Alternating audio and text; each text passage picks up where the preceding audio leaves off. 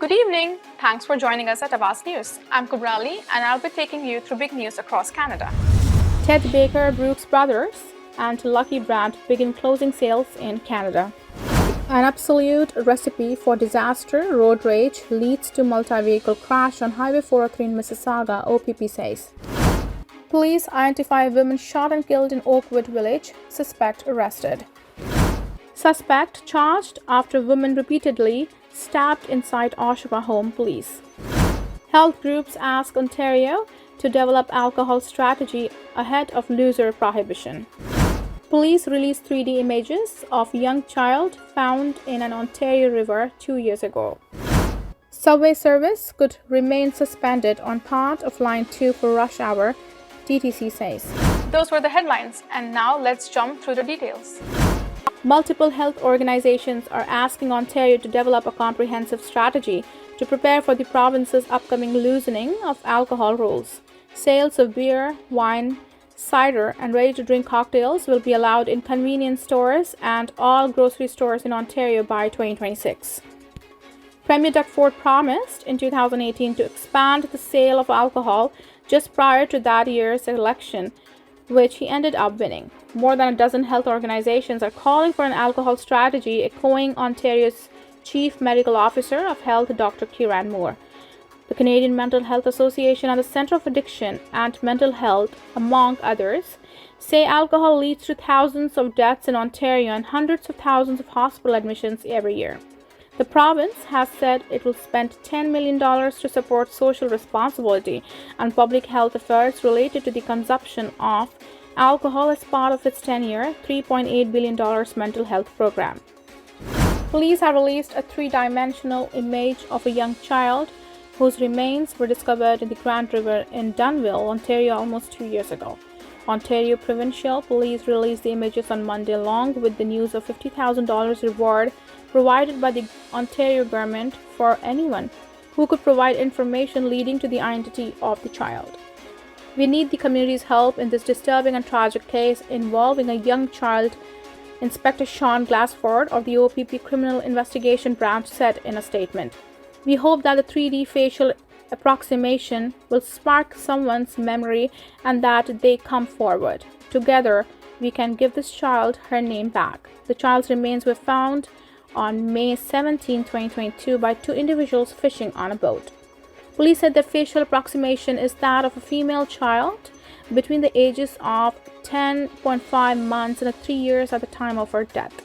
We understand from the investigative genetic genealogy (IgG) results that the child's heritage is half Chinese or neighboring countries along the southern Chinese border and is the North African heritage as well, police said in their news release on Monday. Anyone who knows this child has information that may help identify her or knows of a family who may have left town suddenly or moved away under circumstances that could now be considered suspicious is encouraged to contact police. Anyone with the information can contact police dedicated tip line at 1-844-677-9403 or anonymously contact Crime Stoppers at 1-800-222-8477. Ted Baker Canada has begun closing sales at stores as well as its Brooks Brothers and Lucky Brand locations in Canada. Matthew Butler, a spokesperson representing Ted Baker Canada, confirmed the sales would encompass Ted Baker's entire Canadian and US footprint, but only Brooks Brothers and Lucky Brand's Canadian locations. Court records show the three apparel retailers have 25 stores in Canada and 34 in the US. Late last week, Ted Baker Canada announced it was marking down its apparel and accessories by up to 30% at some Ted Baker Brooks Brothers and Lucky Brand stores. At the time, it said all sales at the stores were being treated as final and online shopping was no longer available for the time being. Ted Baker Canada filed for court protection from creditors last month in the hopes of getting breathing room to decide whether to liquidate and wind down its three retailers or pursue other unspecified alternatives. A 42-year-old man has been charged with attempted murder after a woman was repeatedly stabbed at a home in Oshawa on Sunday, Durham Regional Police say. In a news release issued Monday, police said officers were called to a home in the area of Cedar Street and Wentworth Street West at around noon for a report of an armed person. Police allege that a man repeatedly stabbed a woman during a domestic-related assault inside the residence. The victim, police said, was able to flee and run to a neighboring home, and the man was taken into custody without incident after police arrived on scene. The woman sustained serious but non-life-threatening injuries and was taken to a trauma center for treatment. The accused, a 42-year-old Oshawa resident, has been charged with attempted murder, forcible confinement, uttering threats, and possession of a weapon dangerous to the public, police said. In an effort to protect the identity of the victim, police said they would not be naming the suspect in this case.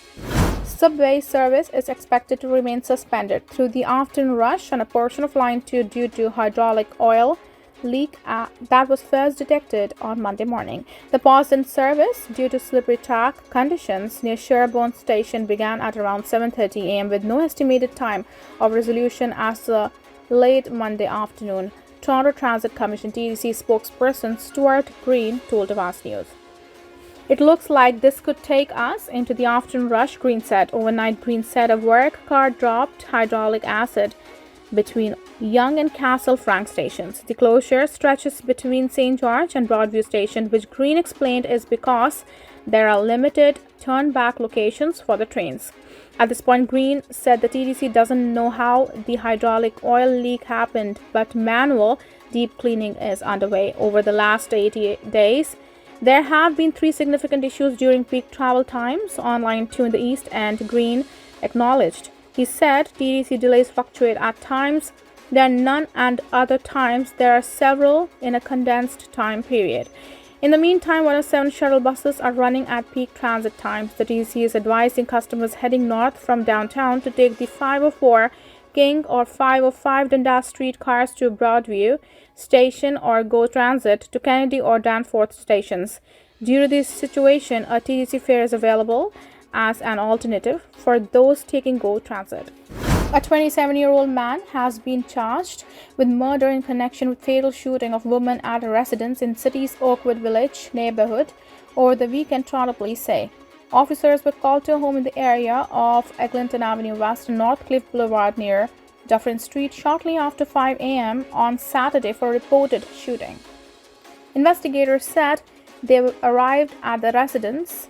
A woman now identified by police as Toronto resident 20-year-old Michaela Zanai Roxburgh Carpino was found suffering from injuries and was pronounced dead at the scene. In a news release issued Monday, police said 27-year-old Harold Santana Simon of Vaughan has been arrested and charged in connection with the homicide. He faces 1 count of first-degree murder, police said. 4 people were injured, 2 seriously after a road rage incident led to a multi-vehicle collision on Highway 403 in Mississauga, police say. Ontario Provincial Police Sergeant Kerry Schmidt said the incident occurred in eastbound lanes of Highway 403 near Mavis Road shortly after midnight. Schmidt said some type of altercation broke out between the occupants of 2 vehicles, which resulted in one driver cutting the other off, slamming on their brakes, and coming to a full stop in live lanes of traffic. There were some items thrown back and forth, obviously some anger. I don't know what precipitated this aggression, but sometimes with a short fuse it doesn't take much, Schmidt said. While a number of cars narrowly missed crashing into these vehicles, eventually some motorists did get caught up in the chain reaction collision. One vehicle, Schmidt said, flipped onto its side and 2 other vehicles ended up in the ditch. Firefighters had to extricate 2 people that were inside a vehicle that rolled over, Schmidt said. 4 people were taken to hospital, but Schmidt said none of the injuries are life-threatening. This kind of behavior is completely unacceptable. Midnight dark car, no lights, road rage, stopping in a live lane, Schmidt said. This is just an absolute recipe for disaster. A 35-year-old driver has now been charged with dangerous operation of a vehicle causing bodily harm and stunt driving, OPP said. This was all from us today. I'm Kubra Ali, and I'll see you back tomorrow, same time, same channel. Have a good night.